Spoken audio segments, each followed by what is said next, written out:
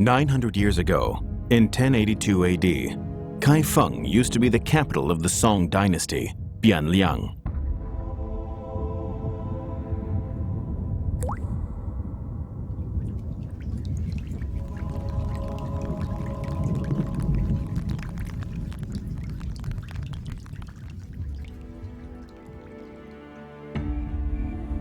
Today, the imperial servants are nervously happy. There's going to be a new prince.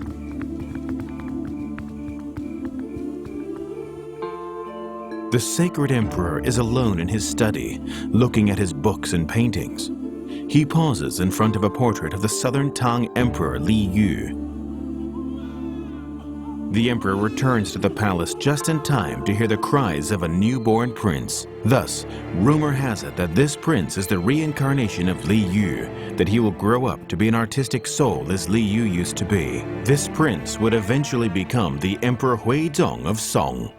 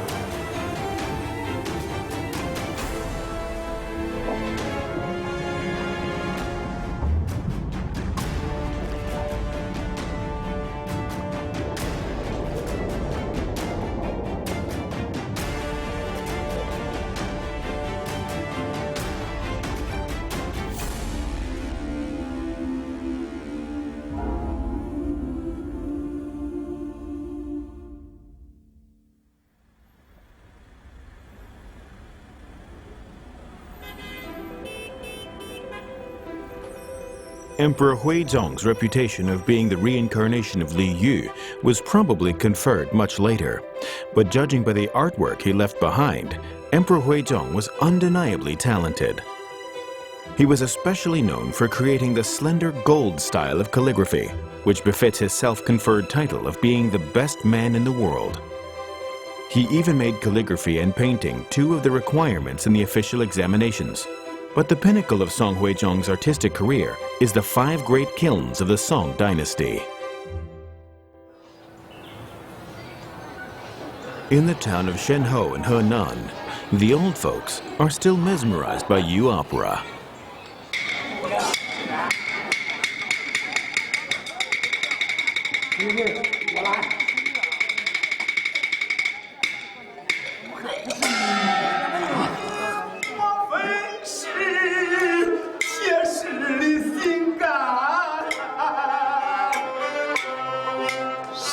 But if we went back 1,000 years, we would find something even more mesmerizing here, something that bewitched even Song Huizong, one of the 5 great kilns of the Song dynasty, the Jun kiln.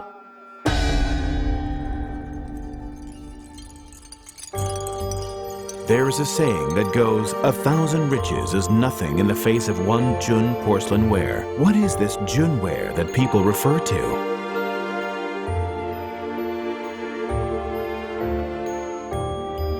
The magic of the Junware lies in its remarkable glaze. This mix of blue and purple wasn't painted on by the hands of talented artisans. Song dynasty potters added a copper red into the glaze. Thereafter, they would control the temperature and air circulation of the kiln, which would in turn cause the color and tint of the glaze to change naturally, almost as if by accident.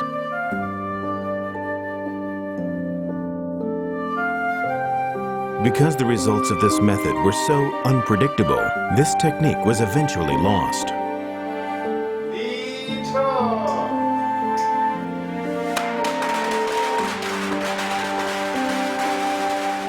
Ren Xinhang is a potter who grew up in Shenhou. He has been making pottery in the style of the Song era for some time. He uses 2 ovens interchangeably to control the temperature of the kiln. But the color changes in the kiln are still unpredictable. Even in Huizhong's time, 9 out of 10 attempts end in failure.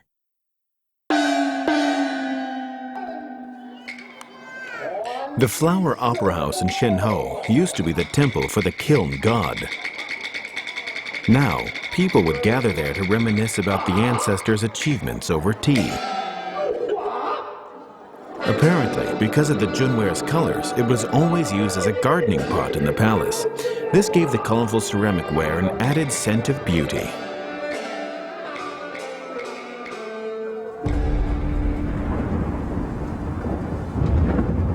But Emperor Huizhong probably preferred the more elegant Ru ware. According to legend, Huizhong was taking a nap one day when he heard a passing thunderstorm. After the rain stopped, the clouds opened to reveal a calm, blue-green sky. Huizhong awoke to discover that it was only a dream, yet he couldn't forget the color of the sky in his dream.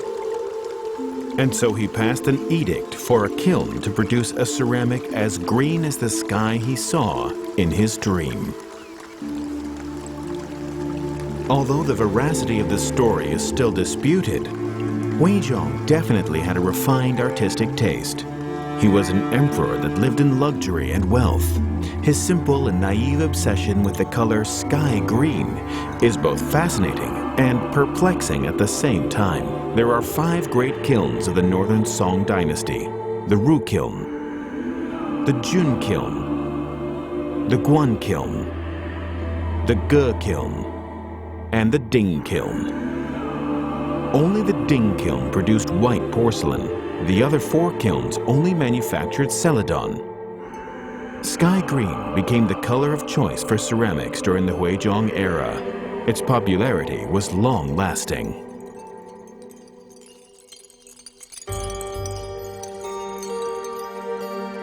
A hint might be found in Huizhong's painting, Listening to the Qin, to explain his predilection for this color. As a devout Taoist, Huizhong is wearing a Taoist robe as he burns incense and plays the qin. Taoism has always advocated for a removal from life, a certain humility and attitude. Perhaps Huizhong's reverence for this modest color comes from this philosophy. Taipei's National Palace Museum houses a large collection of Chinese cultural artifacts, out of which there are 10 which are considered the most prized in the entire collection. 2 of these 10 pieces are Ru wares. This patternless sky green bowl is one of these treasures. It is one of only 70 pieces of Song Dynasty Ru porcelain wares in existence. Its design is simple and delicate. Its glaze soft and refined. Its elegance stands out from anywhere. It is a remarkable work of art. Out of all the ancient Chinese ceramics, Ru porcelain is the most beautiful and elegant. There is something even more beautiful about these Ru ware. If one takes a closer look, one would find tiny cracks all over the glaze. This is what potters call crazing. These cracks are originally flaws in the glaze, created by the high temperatures in the kiln. But Song Dynasty potters incorporated these flaws into the design of the piece. They would form scales or tiny wings on the simple, unadorned design of the piece, making each piece unique.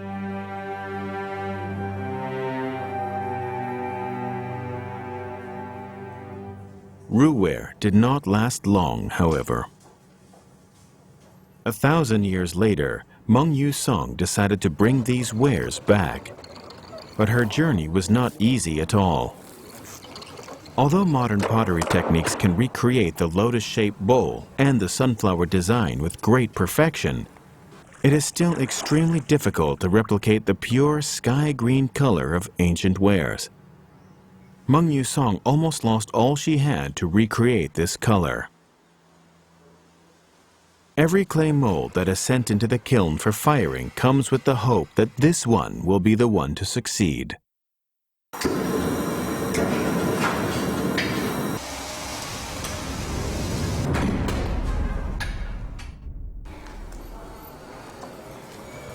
As the heavy kiln door opens, everyone's collectively holding their breath. Meng Yusong thinks that Ru Porcelain can sing.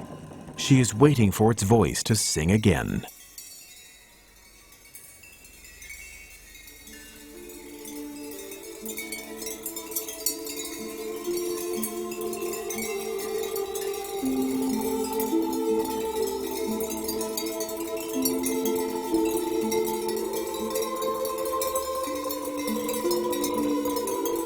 They hear it now. This is the sound everyone has been waiting for. This is the sound of the roux-ware crazing. It is the sound it makes when its heat produces cracks in the glaze. Finally, after 1,000 years, the roux-ware has come back to life.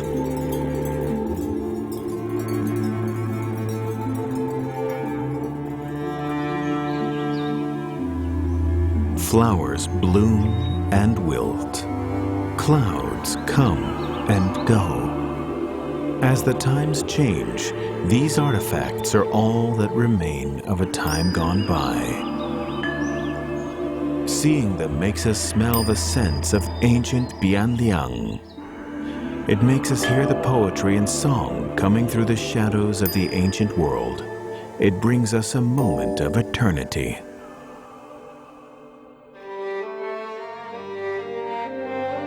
Looking at Song Dynasty, we discover a strange phenomenon.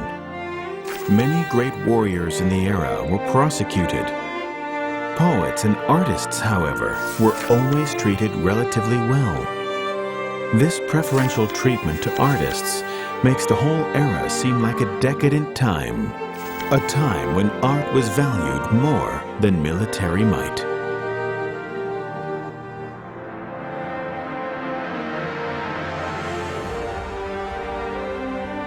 The famous painting, Along the River during the Qingming Festival, is a great representation of those times. The painter Zhang Ziduan was the imperial painter for Song Huizong. Over 500 characters are vividly depicted in this 5-meter-long painting, forming a mosaic of Bianliang society.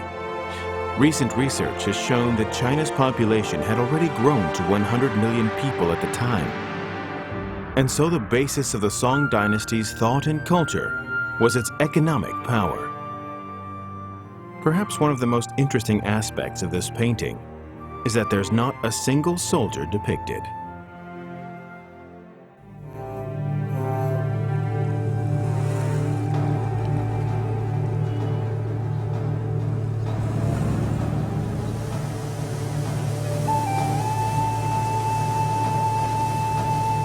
Five years ago to the day that Song Huizong ascended the throne, the port of Quanzhou in Fujian is bustling as usual.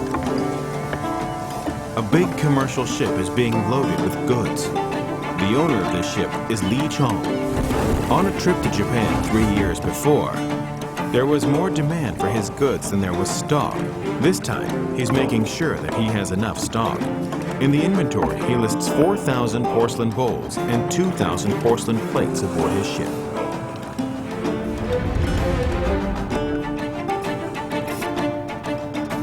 The Maritime Authority is the Song version of the customs today. It regulated maritime trade.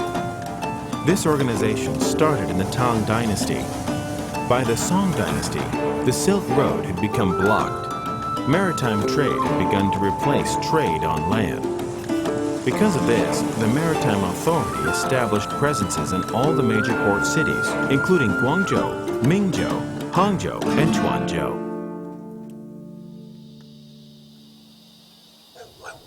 Shuimen Street, a regular street in the old town of Tuanzhou. 70-year-old Xiao Baohan has been living here since he was young. My family moved here during the early Qing dynasty. Of course, it's changed a lot now with all the new buildings around here. The old buildings on this street have come to be occupied by old people who hang out and play chess during the day.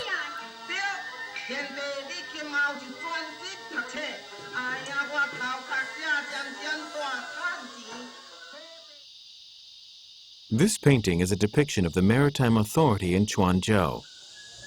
It was painted by Xiao Baohan's son. 我到街边大家好的。Many years ago, the old people here discovered some ancient foundations near the building. After some research, they discovered that this nondescript house was actually the maritime authority of Quanzhou during the Song dynasty. This river in front of the house used to be where the ships reported to customs.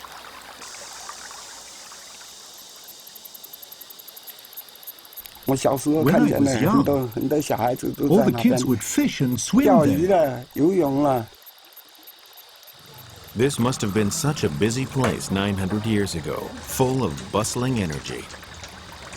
It wasn't just Chinese businessmen like Li Chong who passed through here. Even Arab merchants from Western Asia must have paid their dues here.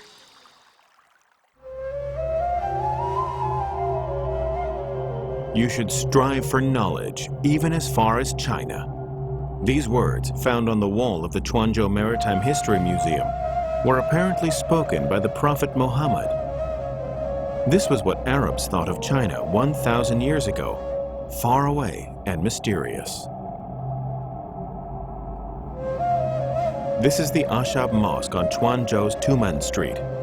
It is one of the oldest existing mosques in China, built in 1009 AD during the Northern Song dynasty.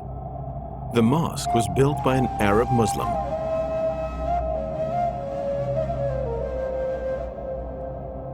Going through these doors, one can just imagine the Arab merchants gathering here to pray. Thanks to the wars that were ravaging the Silk Road at the time, the Arabs managed to dominate the maritime route of the sea. Even though the Europeans were wearing silk robes made in the Tang dynasty, no one knew about the existence of the Song Empire. In order to take greater advantage of the situation, many Arab merchants decided to settle down in Quanzhou. These graves recall their history during that era, a bygone time of bustle and wealth.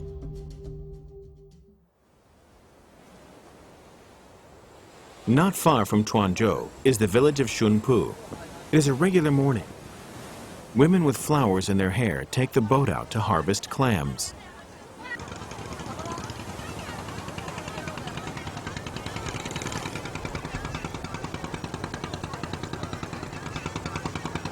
They only have 3 hours to complete their harvest before the tide rises.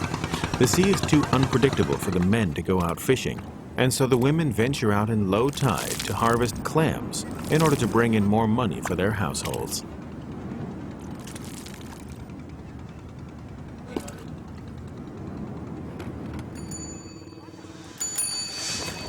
Tsai Chunya woke up early today. It is a special day for her.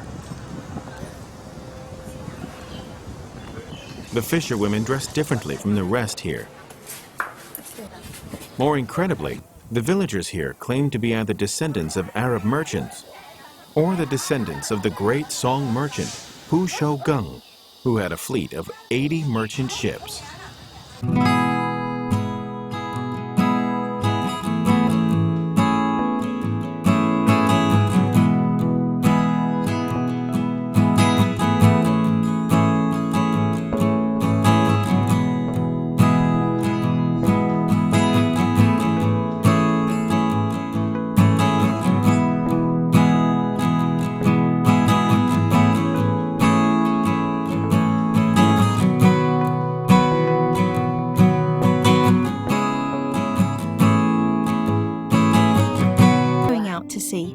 We have to be careful, especially when the waves are very big.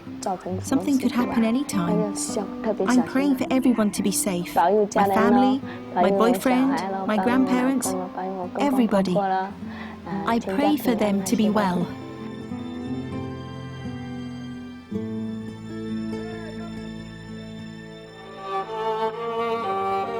According to experts, the economic output of China during the Huizhong era made up more than half of the world's output. It was the richest country in the world then. At that time, it was comparable to the Tang Empire.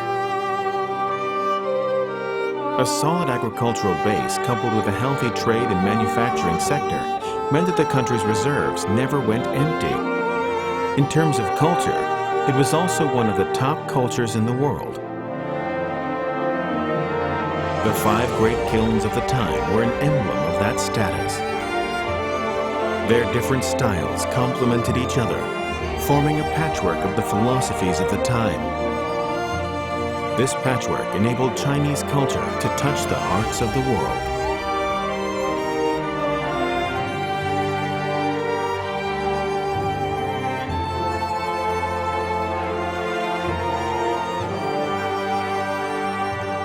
A few hundred years before that, Emperor Zhenzong of Song signed a treaty with the Khitan people exchanging money for peace, ushering in 120 years of tranquility.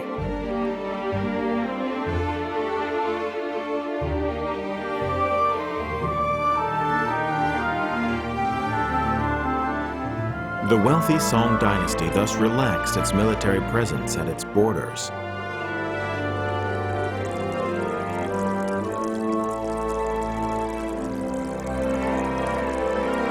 But money alone cannot quell the violence of greed. Soon, war took over the country, destroying the refined culture of the era. In 1127 AD, the Jurchen people took over the capital, taking Huizhong and his son captive. All the tranquil and peaceful culture reflected in the painting along the river during the Qingming festival came to a violent end.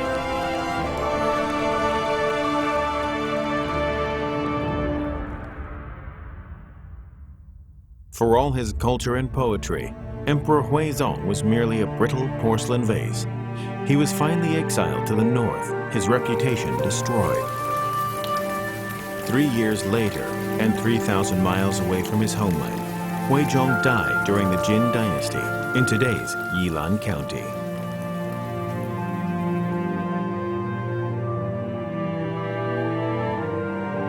Along with the fall of the northern Song dynasty, came the demise of Song pottery.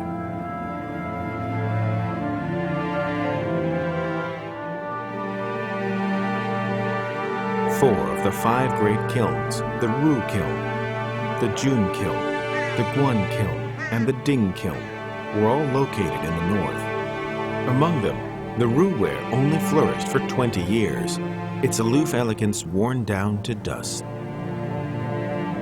With the exception of the Ding kiln, the Ru kiln and the Jun kiln were only discovered in the 1970s and 80s. The legendary Guan kiln still has not been found, having been buried under the city of Kaifeng.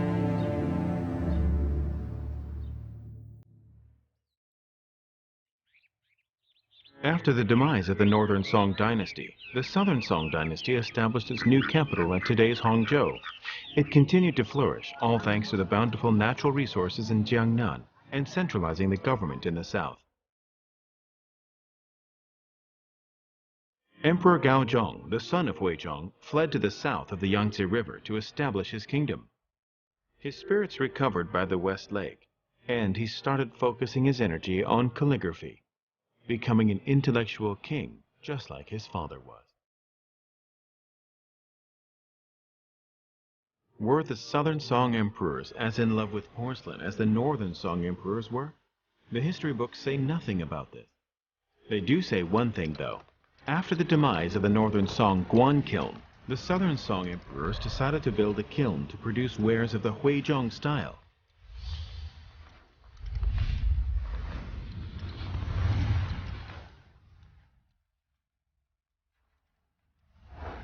But this kiln has still not been discovered, and there is no way of proving the veracity of this claim. In 1956, however, a southern Song Guan kiln was discovered in Hangzhou, the Jiaotanxia kiln. Compared to the ceramics of the northern Song Guan kiln, these wares are much more simple and elegant in their design.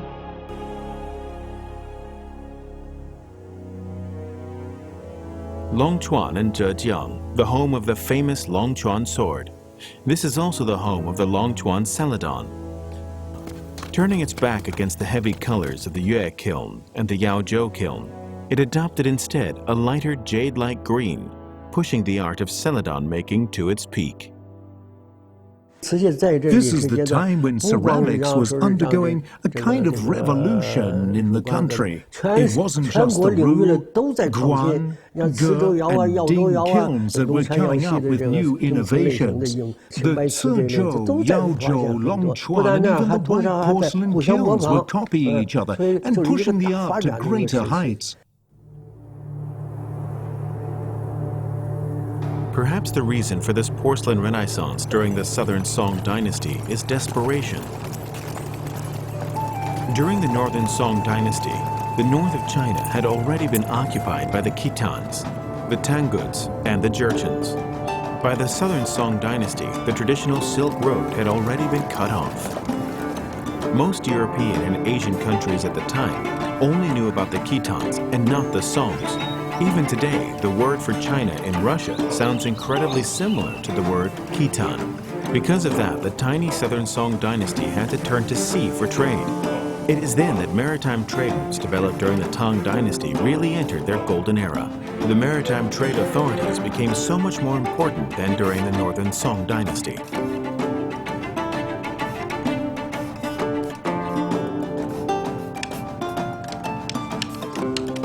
Emperor Gaozong knew the importance of trade, of course.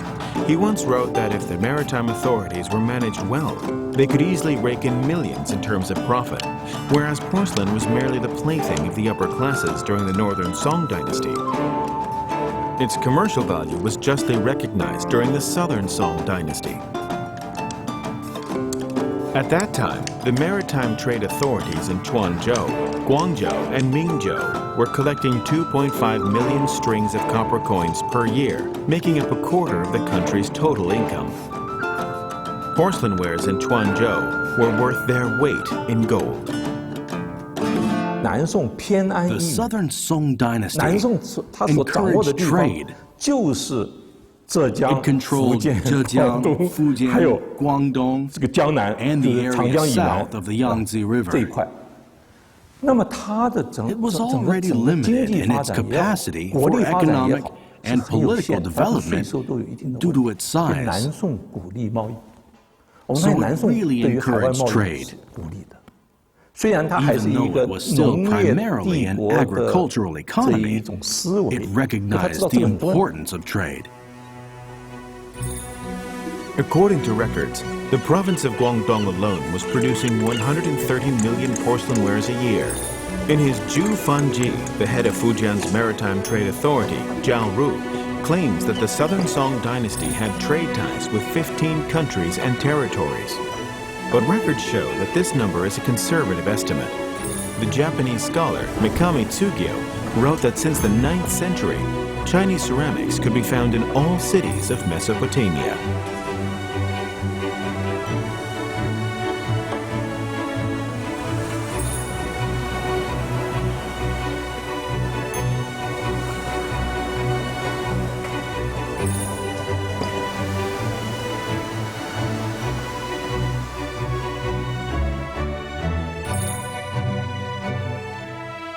As the poem goes, in the cozy air they just merry make, as ere the fall of the old capital. This serves as an accurate depiction of Lin'an, the capital of the Southern Song dynasty at the time. Under the spell of drink and song, the people would sing and dance in their courtyard gardens. The areas south of the Yangtze River seemed to be flourishing.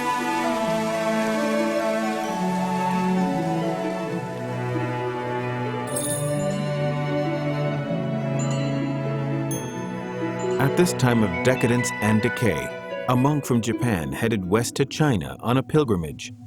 But he got much more than he bargained for, and had no idea what Lin'an had in store for him.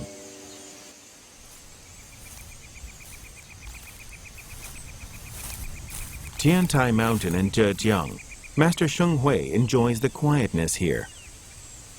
Amidst the isolation, there are only fellow monks and the delicate Yunwu tea that only grows on the mountain.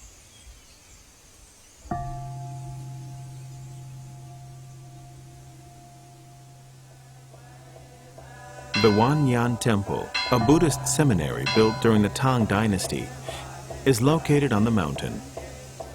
The novice monks are learning the Lotus Sutra, a core text in the Tiantai sect of Buddhism.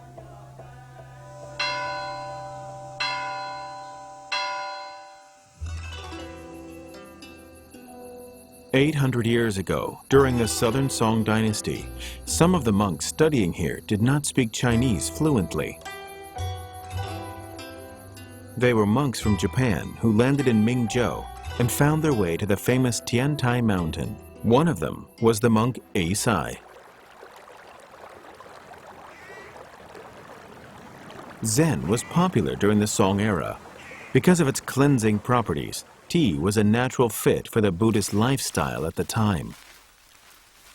The monks in the temples began drinking tea as well. The ritual behind the tea ceremony became an important part of Zen practice, and remains so till this day.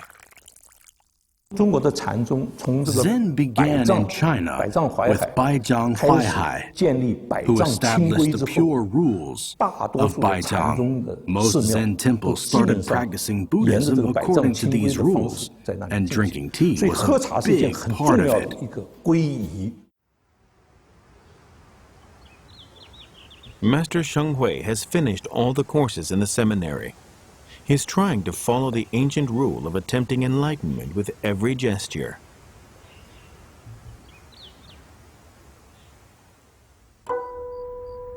When A Sai was studying here, he must have discovered a Zen principle in the practice of drinking tea. There is no way for us to know what he discovered, but he must have discovered something very extraordinary. The color of the tea, the shape of the tea, and the porcelain of the cup, making up a dreamlike experience.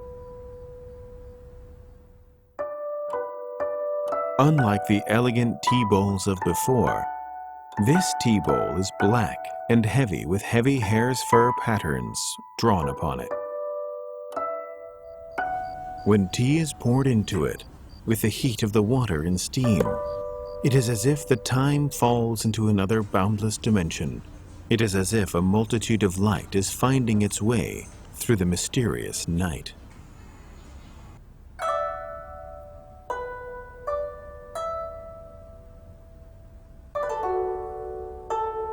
As history would later prove, A Sai was inspired by his time in the temple. The locals at Tiantai Mountain were obsessed with brewing tea.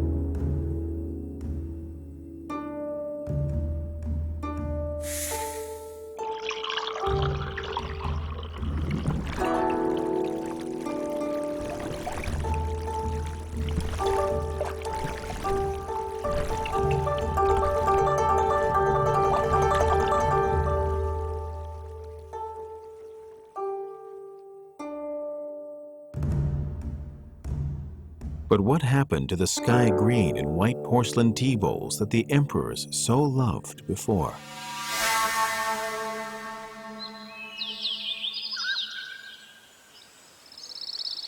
The black tea wares of the Southern Song era are not related to Celadon at all. They originate from Jianyang under the Wu Yi Shan.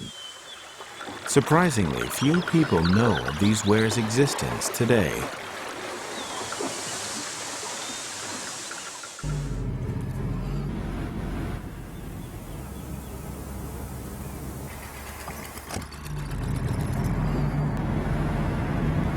Xu Jiayou used to work for the National Porcelain Factory of Jianyang. Ever since the factory changed management, he became a truck driver. 20 years later, however, he didn't expect to go back to his old profession. It's my passion. I can't help it. I love it. I never forgot how to make porcelain. Really. It is 3 in the morning. Xu Jiayou hasn't slept for an entire day. He's firing a black ware in the dragon kiln. He has been laboring over this for almost 3 months now. The wood fire goes from the end of the kiln to the middle. The further back it goes, the more careful he must be. Once day breaks, he can finally stop the fire.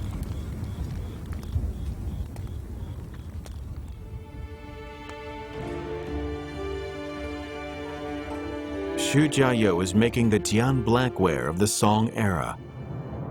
This glaze is made from local clay and fluxed with wood ash. Fired under high temperatures, the molten glaze separates to produce a pattern called hare's fur. Emperor Huizong once said that the hare's fur tea bowls are the best out of which to drink tea. The Song tea master Cai Rang even declared that out of all the tea bowls, the Jian black tea wares were the best. Why was that so?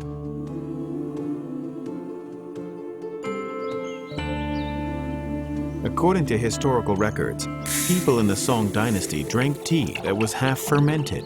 The tea leaves were then pounded into powder and made into a milkish white tea. Cai Rang once wrote that the whiter the tea, the blacker the tea bowl should be. A black tea bowl serves as a contrast to the white tea and makes the quality of the tea immediately apparent.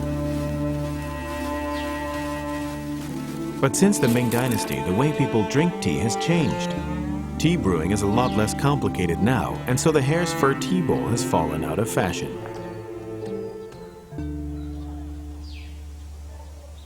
Yet, Xu Jiayou still persists in his mission.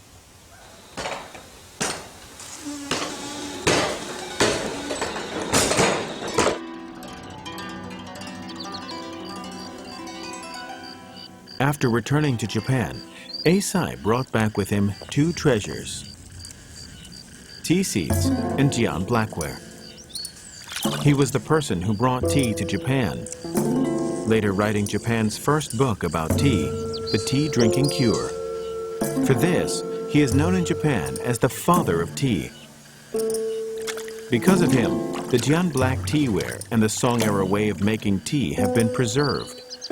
They later became integral parts of the Japanese tea ceremony.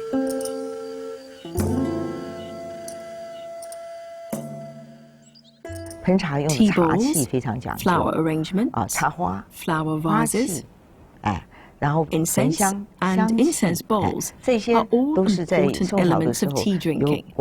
This was the culture of the Song dynasty.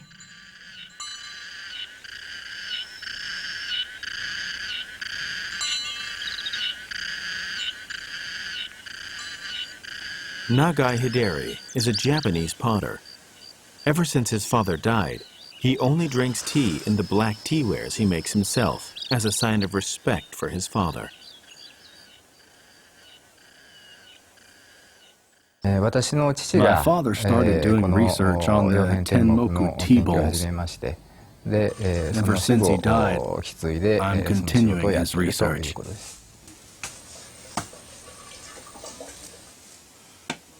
He has visited Jianyang numerous times to study pottery. He even insists on importing all the materials from Jianyang so as to produce authentic Jian ware. Every time I made something, it was a failure, but I persisted for 10 years. I worked really hard on it. Bit by bit, I learned more about the process, but it has been really tough.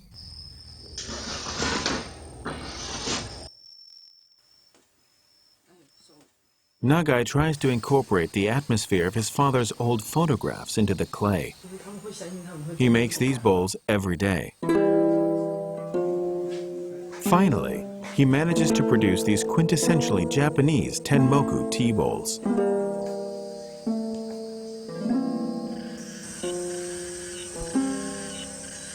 Japan's fascination with the Jianware didn't end with Eisai. Another Japanese craftsman, Kato Kagemasa, also went to the Southern Song Empire to learn his craft. He is now known as the father of Japanese ceramics.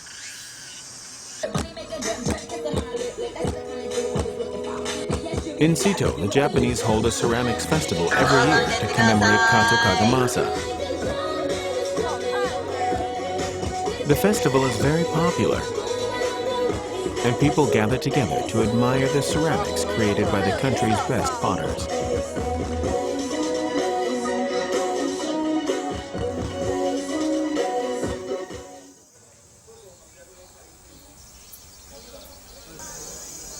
After 5 years of training in China, Kato Kagemasa returned to Japan.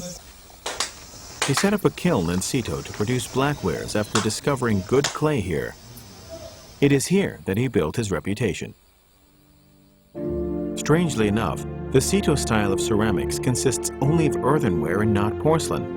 One wonders if it was because Kato did not master the art, or is it because the Japanese people prefer earthenware? Zen is very important in the Japanese tea ceremony, and so it is important for them to express the essence of mud through the ceremony. 1,000 years after the invention of porcelain, earthenware can still be found in many parts of the world. Only the Chinese people seem to be obsessed with making perfect porcelain. Despite imitators everywhere, the Chinese people at the time were trying to export their beautiful porcelain wares all over the world. The challenge was not how to get rid of these imitators, but instead how to export these fine and delicate handicraft pieces to those faraway destinations. Japan has always been in love with Chinese ceramics. They were always seen as treasures, as luxury items. This hasn't changed at all. Chinese ceramics still occupy an important place in the history of Japanese ceramics.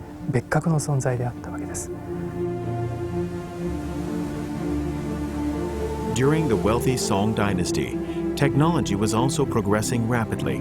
One of the 4 great Chinese inventions, 3 were invented during the Song dynasty: gunpowder, the compass, and movable type. A book written during the time, Pingzhou Ketan, mentions that a compass is necessary when sailing under a cloudy sky. This is the very first mention of a compass in maritime history. This invention took Chinese ceramics to even further places.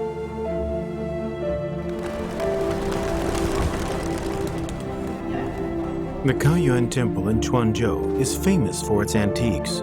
In its permanent exhibition, there is a sunken ship that was unearthed in 1974. It has been dated back to the Song dynasty. The sharp hull, the V-shaped body, and the numerous watertight bulkheads show that it was a ship meant for use at sea. The sharp hull lowers the ship's center of gravity during a storm.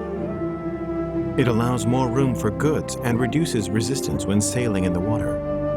The multiple watertight bulkheads means that even if water enters one compartment, it would not affect the rest of the ship. This technology predated its Western counterpart by a few centuries. The invention of the rudder especially made the ship easier to steer. A large Song-era ship had 10 masts and 10 sails. It typically transported up to 400 to 500 people with a capacity of 150 tons.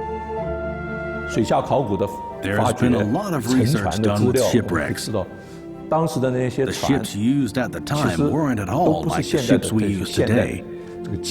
But still, they could transport 50 to 60,000 porcelain wares at once, all the way to the Indian Ocean and East Africa. As the Southern Song Empire developed the trade routes for porcelain, the Europeans, not content with letting the Arabs dominate the trade routes, were also developing a trade route to South Asia. Together, the 2 trade routes, the European and the Arab, formed a complete route circumnavigating the globe.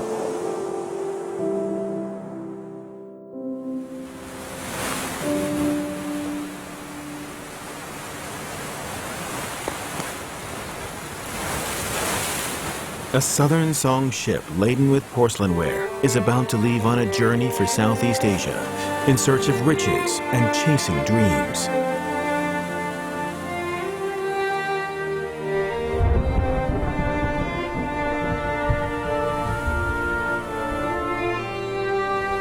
But the winds change. The dreams of those on board end prematurely with the sinking of the ship 20 nautical miles south of the port of Dongping in Guangdong. A giant wave dragged this heavily laden vessel to the bottom of the ocean.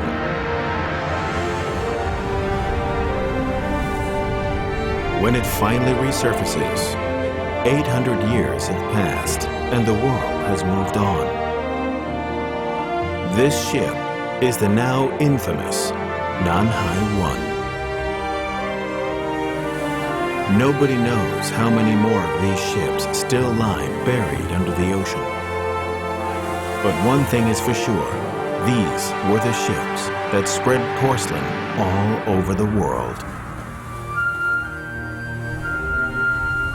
In 1279 AD, not far from the sinking of the Nanhai I, a southern Song official escaped to sea with an 8-year-old Emperor Zhao Bing, marking the end of the Song dynasty.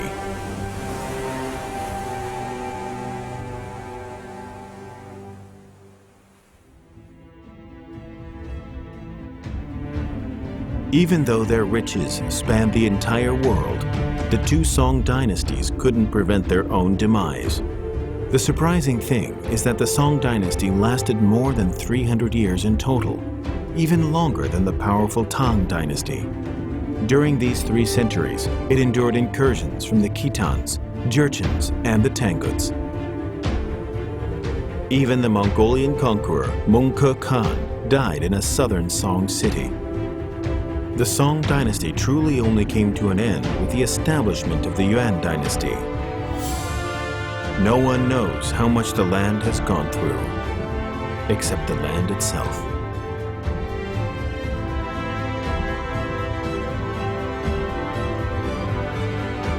The glories of the past are now reduced to dust.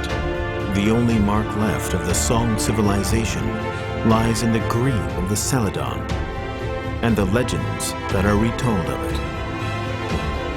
They tell the stories of immeasurable riches and painful wars.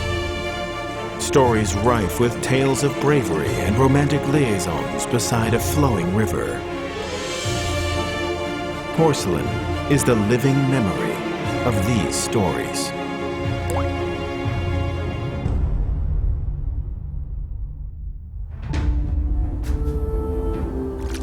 800 years ago, European missionaries made the arduous journey east to spread the gospel.